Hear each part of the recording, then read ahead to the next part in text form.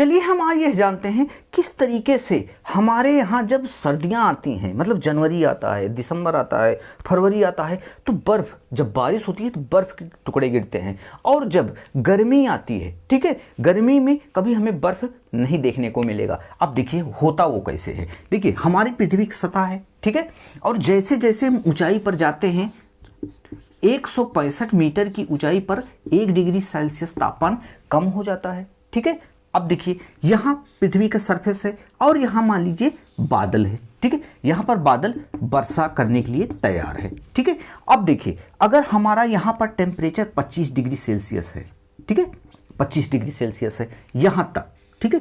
अब 165 मीटर की ऊंचाई पर यह क्या हो गया, 1 डिग्री घट गया। अब हमारे जो पर्वत हैं, ऊंचे स्थल हैं, वहां पर क्या हो गया, वहां पर टेम्परेचर घटता चला गया। कहने का मतलब हम जहां हैं, अगर मान लीजिए हम यूपी में हैं या बिहार में हैं या दिल्ली में हैं, तो यहाँ पर हमें देखने को क्या मिलेगा, हम पर्वत पर नहीं हैं, हम स्थल पर हैं। अब जब पर्वत पर चढ़ेंगे तो यहाँ पर ऊंचाई बढ़ेगी ना। अगर ये देखिए ऊंचाई यहाँ पर बढ़ती चली जा रही है, यहाँ हिमालय हो गया, ठीक है, ये हिमालय हो गया। लेकिन अगर हम देखिए यहाँ पर बनाते हैं हम इस तरीके से, जब पर्वत आता है तो यहाँ ऊंचाई बढ़ती जाती है ना। अगर यह ऊंचाई बढ़ गई तो ये पर्वत हो गया। तो अगर हम धीरे धीरे जैसे उत्तराखंड गए, यहाँ पर चले आए, ठीक है, इसका मतलब यहाँ 25 डिग्री सेल्सियस तापमान का था, हम ऊंचाई पर गए और 165 डिग्री ऊंचाई पर जैसे कि घट जाता है, ठीक है, तापमान। अब देखिए यहाँ पर नहीं, यहाँ पर आ गए, ठीक है, यहाँ पर नहीं, उत्तराखंड जम्मू कश्मीर में आ गए।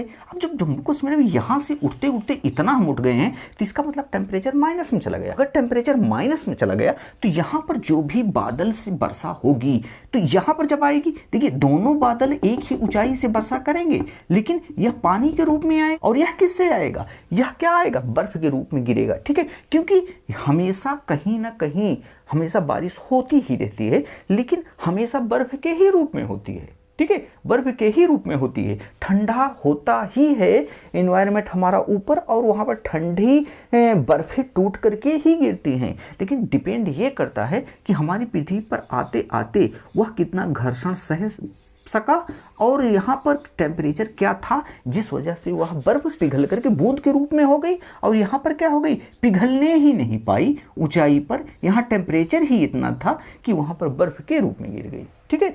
अब देखिए यहाँ पर बर्फ के रूप में गिर गई और यही बादल आगे आया, जब बारिश किया यहाँ पर बूंदों के रूप में हो गई, ठीक है। अब गर्मियों में हमारे यहाँ अगर यूपी बिहार या दिल्ली में वर्षा होती है तो पानी के रूप में गिर जाता है। और यहीं पर सर्दियाँ जब आती हैं तो यहाँ टेम्परेचर इतना ज़्यादा नहीं हो पाता है गर्म कि यह बूंदे बर्फ से लिक्विड की अवस्था में हो सके, ठीक है।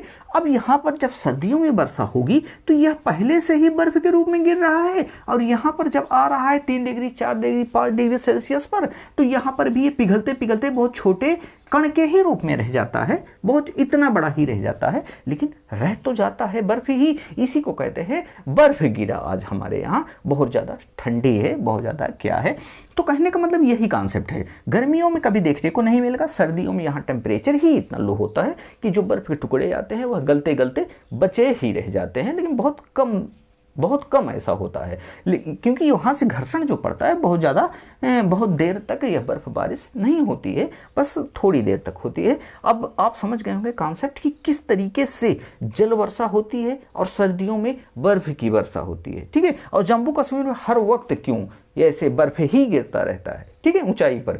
अब ऊंचाई जैसे नीचे आते हैं तैसे तैसे हमें यह कम देखने को मिलता है, और धीरे धीरे जब मैदानी भाग में आ जाते हैं, दिल्ली यूपी बिहार ये सब, तो यहाँ पर क्या हो जाता है, यहाँ पर एकदम बारिश के ही रूप में वर्षा देखने को मिलती है। और गर्मियों में भी जम्मू कश्मीर से ऐसी ऐसी चोटियाँ हैं, वहाँ पर बर्फबारी अभी भी देखने को मिलती है। ऐसे ही छोटी छोटी वीडियो आपको ज्ञानवर्धक हम लाते रहेंगे। आप चैनल को सब्सक्राइब करिए, लाइक करिए और दूसरों में शेयर करिए, और जो भी प्रश्न हो आप बोलिए, बेहिचक यहाँ पर बताए जाएंगे। अब मिलते हैं अगले किसी नॉलेज साथ, तब तक के लिए जय हिंद जय भारत।